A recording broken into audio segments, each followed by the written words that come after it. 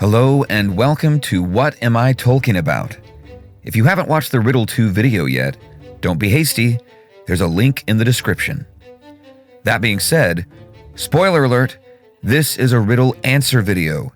If you want a chance to guess before the answer is revealed, now's your chance. Just a reminder, the object will always be that, an object. The riddle will never be a person, and very rarely a place. If a place at all, it will be named more specifically than a regional name, e.g. the throne room of Gondor rather than Gondor itself. But still mostly just inanimate objects. All right, you've been waiting, and here it is. The answer to Riddle 2. Gandalf's fireworks. As an American, I felt it rather apropos to make this the object for July. Let's take a look. First stanza. Gathered he quite merrily, bombastic, short-lived fellows we. Right off the bat, a possessive connotation with a he pronoun, so you'd know to answer as such. It may have been a dead giveaway to use bombastic, but it was too good a description not to include. Short-lived directly speaks to the single-use nature of fireworks, but also was intended to draw your subconscious to the hobbits for whom they were set off. Fellows we was used to denote a pluralism of the object. This may be something to look for in the future. All right, up next. Intended to make ballyhoo, occasion reached by very few. Ballyhoo is an old word for something of a public spectacle, and the occasion reached was Bilbo's birthday. Next. The roles we play, not made for day, our backdrop black, it is our way. In this stanza, I wanted to theatricalize the setting to help you gain context. I did this using roles, also the backdrop black, to elicit nocturnal imagery. And continuing. And roles not few when come to cue, 'tis many likenesses we spew. This is a continuation of the theatrical setting, and a reference to the book describing the fireworks as birds, trees, flowers, butterflies, eagles, and sailing ships, among other things. Spew was a reference to fireworks, but also lines characters might say. And next.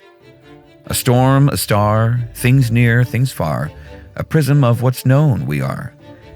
This is more a reference to what Sam said about Gandalf's fireworks in his lament, while the Fellowship was in Lothlorien.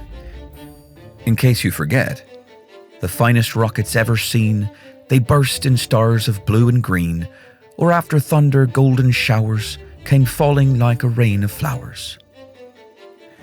All right, moving on. Ovation last, descended fast, a visage of adventures past. This stanza is a comment on the dragon finale that Gandalf treated the hobbits to. The adventures past, a reference to Smaug and the adventure Bilbo and Gandalf had together in The Hobbit. To the next. And this the sign for mirth and wine, to rise with joy and chilled spine. In the book, the dragon finale was the signal for supper, as shouted by Bilbo. Up next. Were spoke of well when master fell, lament was meant a praise to tell. This is another reference to Sam's lament for Gandalf, but with another connective comment using master to illustrate possession. All right, up next. And last were spent, till next time sent, by him for more divertisement. This is just a long-form connection to a possessor. Divertisement a reference to their intended use. Now, some of you may have seen the Easter egg at the end of the video. If you did, some explanation.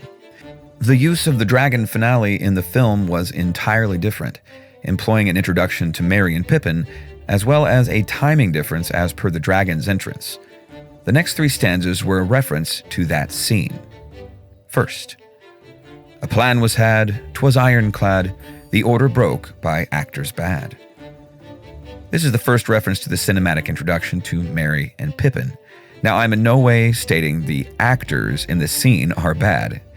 I'm using the word in the context of the old expression, bad actors, as a replacement for scallywags or hooligans. The order broke was just how the dragon finale in the movie was prematurely set off. Next. 'Salways them, a two-piece gem of misdeeds done ad nauseam. 'Salways them, a contraction of it's always, and the rest intended to draw imagery of a pair of miscreants. Lastly, though early shown, 'tis not all blown, they like to swell when apex flown. In the first line, an intentional misspelling, shone, is to reference light as well as display. And in the movie, after ducking out of the way, the crowd still cheered. I want to encourage you all to put yourselves out there and put an answer in the comments. You may not get every one of them right, but the bragging rights for those with a time-stamped correct answer are incontrovertible and irreplaceable. So be brave like Samwise and take a shot at the next riddle. It's a good one.